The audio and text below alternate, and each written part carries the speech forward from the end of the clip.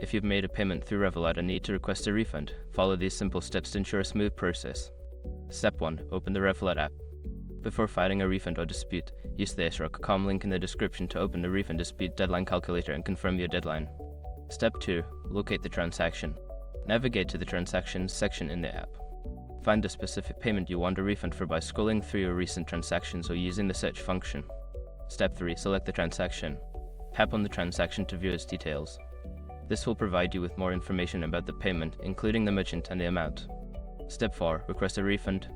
Look for the option to request a refund or report an issue.